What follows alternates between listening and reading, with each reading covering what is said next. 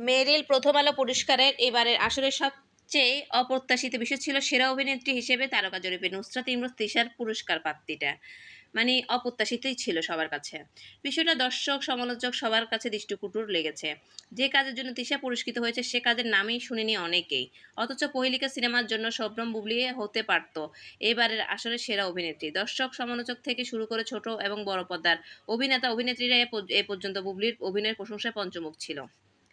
দর্শক আলোচনার এমন তুঙ্গে থাকা একটি কাজ যখন স্বীকৃতি পায় না, অথচ এমন কেউ এসে পুরস্কার পেয়ে যায় এমন কাজের জন্য যারা কোনো আগ্রহী ছিল না, দর্শকের মাঝে তখন স্বাভাবিক আঙুল উঠেই এই পুরস্কারের আয়োজকদের উপর। ঠিক না? আঙুল তো উঠবেই এই পুরস্কার আয়োজকদের উপরে। এ ধরনের মানে বাটপাড়ি টাইপের মানে অনুষ্ঠান সাজানোর জন্য।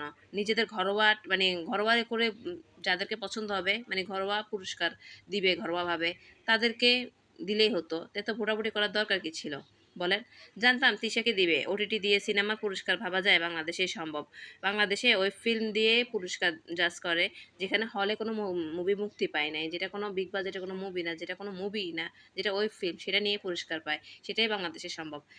সে যাই হোক, অভিনন্দন তিশা। বুবলির জন্য রইল আন্তরিক সমবেদনা। দর্শকের রায়ের চেয়ে কোনো পুরস্কারই বড় হতে পারে না। মেরিল প্রথম আলো পুরস্কারে মঞ্চ যাকে খুশি বিজয় করুক, কিন্তু আপামর জনসাধারণের চোখে পহেলিকার বুবলি ২০২৩ সালের সেরা অভিনেত্রী। তিশার পুরস্কারটা ছিল হাস্যকর।